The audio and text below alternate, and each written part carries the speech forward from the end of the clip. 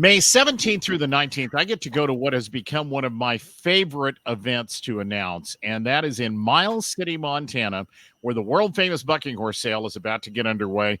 Kicks off with a concert on May the 16th. Justin McPherson joins us. Justin is the vice president of the Bucking Horse Sale in Miles City. You told me that you got all the potential rain that you could get out of the way over this last weekend, so it's going to be clear and sunny and 72 and beautiful. That's my forecast. I hope I'm right. That sounds just right. We'll take it. Yeah. Justin, it's a week away. I was amazed. I knew the Bucking Horse Sale was a big deal. And the first time I came, I think, was 2021. And I'm looking at that sea of people that are there to watch it thinking, my Lord, this thing is way bigger than I ever thought it was. Yeah, it's one of the premier events in Eastern Montana. Miles City is about 8,500 people as far as population goes, and it's been said that the population doubles over that weekend. A lot of people come from a long ways away, and it's getting to be a lot wider area too. Here, the last few years, we've really ramped it up as far as some of the production pieces and what we're seeing from a sales standpoint, and the entertainment piece just ticked it up a notch again this year. We've got Josh Turner coming in on Thursday for a concert, and we're going to open up with Chancey Williams ahead of that. And then we've done a kind of a unique thing this year. We actually let the public vote on what we're calling a showcase band. That's going to open up the concert to start. And it's a local guy out of Wyoming, Kalen Beasley, and that'll be a pretty big hit. So, yeah, it's just getting to be bigger every year. And I guess we've created this monster, and now we got to make it happen, right? This monster's been around since, I forget the exact year, the 1950s, right? Correct. Yeah. Yeah. I started out, some guys on the sale barn actually ended up with some horses just kind of through a freak deal, and decided to have a bucking horse sale, and kind of the rest is history type deal. And there were a number of years. I remember when I was younger, I came and I was working at the sale barn, and we would sell 200, 300, 400 head of horses over a couple of days. And obviously the quality was not near what the quantity was at that point. And we've really changed that. The bucking horse sales of the past that were like that are kind of a thing of the past. And now we're probably going to sell somewhere between 60, 70 horses on Saturday. And it's going to be, they're all going to be legit proven bucking horses. The last couple of years, we've had some pretty high sellers, some NFR horses, selling that $30,000, $40,000 range. And looks like we got a few of them consigned this year that are certainly going to be able to bring that or even more. So the world famous Miles City Bucking Horse Sale, I'm reading from the Montana Cowboy Hall of Fame's website, began as a way to sell some unwanted horses, but soon evolved into a famous and iconic Western event. 1950, sale yard owner Les Bowe and his son-in-law, Bob Pauley, purchased steers from Harvey Lester of Ekalaka, and he threw in some unbroke horses, and they had to find a way to get rid of those horses. Bob Pauley's family is 3 or 4 generations now. He's got a grandson or a great grandson, I guess it would be now, who actually enters and competes. Correct. Yeah. In Miles City. So that family connection continues. Right. Yeah. A lot of history there. Yeah. Tell me about, I'm interested in the way things have kind of changed a little bit. You mentioned selling 200 or 300 horses. I've had people tell me in coming to Miles City, you'd have plenty of horses to sell, but you used to run out of guys to get on them. Because there are guys that will get on Saturday, which is the big sale day. There are guys that'll get on 3, 4, 5, 6 head of horses and just keep running them in. Yeah. Yeah, like I stated earlier, when we had all those horses, we had what we called an Ironman award that we give to the guy that would get on the most. And I remember there was some guys just dirty tough, maybe not the most talented kids in the world, but they would get on. I remember one year this kid got on 12 or 15 bareback horses and was just beat up bad at the end of the day, but he kept trying. We kept paying him to get on him. We wasn't even a competition anymore at that point. We were just trying to get the horses out. But like I said, that's certainly changed now, and we haven't got to the point where we got to turn riders away yet, but we're getting about the right balance. So it's kind of more of a competition piece. It's interesting because every day is a unique mix. If you come to Miles City for the Bucking Horse Sale, you're going to see a horse sale. You're going to see wild horse racing. You're going to see horse racing. And on Sunday, you will see one of the premier bronc matches in the world of professional rodeo. I just downloaded the contestant list the other day, and they're all coming, Justin. They're Yeah. all going to be there.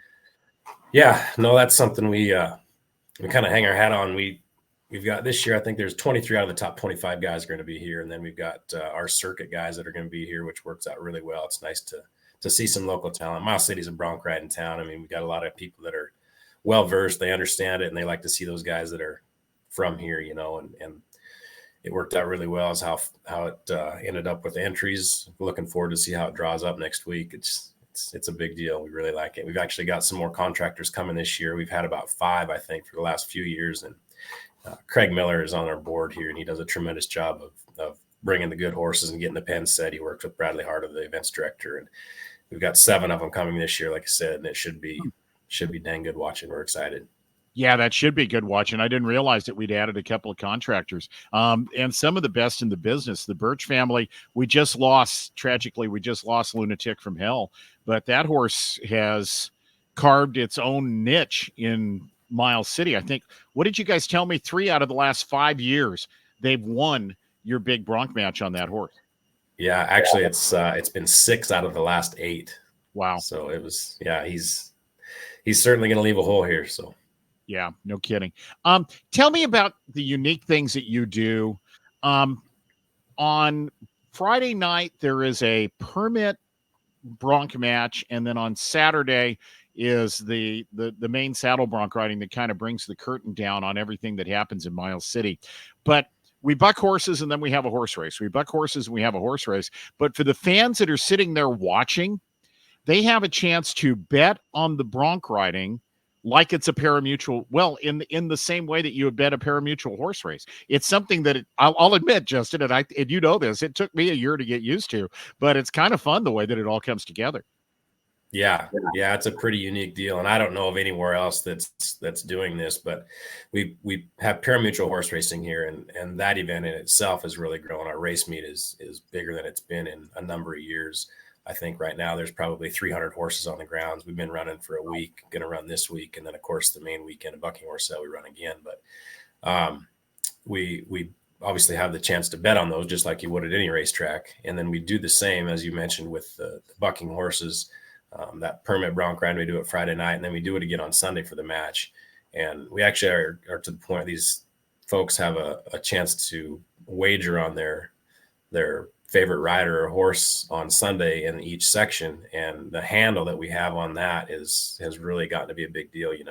We also have a really big Calcutta, actually 2 of them. One of them we sell Wednesday night downtown, and then we sell another one Sunday for the Extreme Broncs piece. And some of that gets pretty expensive. Not everybody can afford to buy a cowboy in one of them, but having that parimutuel piece allows everybody to kind of go gamble and try to win some on what their favorite cowboy might be. So it's a pretty neat deal.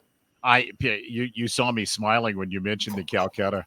I remember like a couple $100,000 going into that Calcutta or more. It seems like over the last couple of years, that thing's been ginormous. Oh yeah, it's a big deal for sure. Yeah. Tell me about the group that puts this thing on. You and I were talking before we started this, and you mentioned, I think your words were something like 13 guys on the board of directors just trying to maintain the history. This is not a big group to put on the massive event that the Bucking Horse Sale is. Yeah.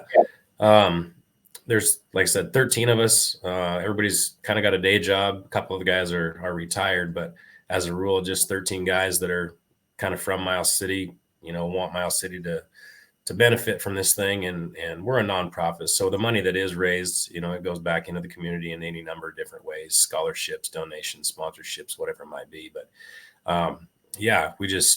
everybody's kind of got their own little spot on a committee.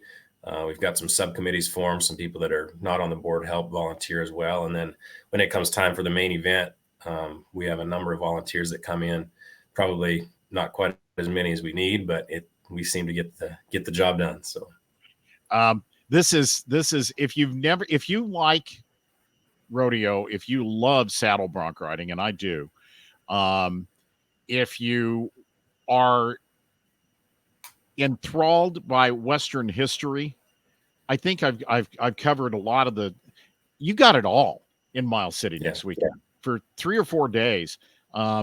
All of that is, I mean, somebody's going to do something crazy downtown, climb a light pole or something. There's going to be a spectacular bronc match. This is the thing I love about rodeo, Justin, is we have so many small to mid-sized communities like Miles City, Montana, that produce major events that are, I can't imagine what the economic impact is on the town, but what you all do for 1 week a year in the month of May in Miles City, Montana is pretty special, I think. Yeah, it's a pretty cool deal. And like you said, it's a little bit of everything. I mean, we've got a quick draw Western art auction that goes on in the park. We've got one of the largest parades around, the concert, big money Calcuttas for the gamblers. I mean, lots of bars downtown. Everybody enjoys hitting them up for a little refreshment, food trucks and the bucking horse sale itself. Through that bucking horse sale, another thing we changed a couple of years ago, we've got a bronc futurity, where the contractors enter a team of 3 horses and they're actually paying an entry fee to try to compete, say their horses are the best.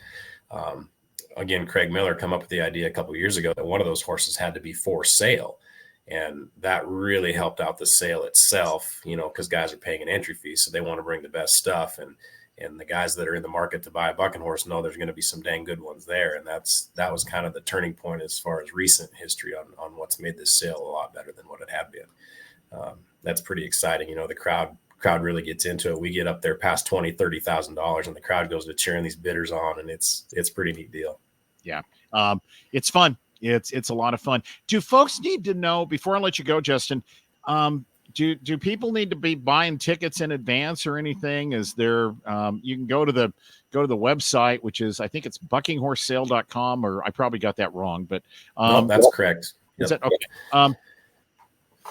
What do folks need to know? Yeah. So as you mentioned, buckinghorsesale.com is the website. Go on there and get your tickets. You can buy reserved seating. You can buy general admission. We've got some VIP seats that may be released. But yeah, there's 4 days of happenings. You can get your tickets ahead of time, or if you decide to show up, we got a box office here. You can buy them right here on site too. But look forward to a big event. It looks like, as we mentioned earlier before we started recording, the weather forecast is going to be just right. So this should be a big one. I'm going to get there in time this year. I think I get to come watch Josh Turner and Chancey Williams on Thursday night. And I've always gotten tangled up a little bit later. So I'm looking forward to the concert. I am very much planning on trying to take in the whole Miles City experience this year, Justin, and I can't wait to see you guys.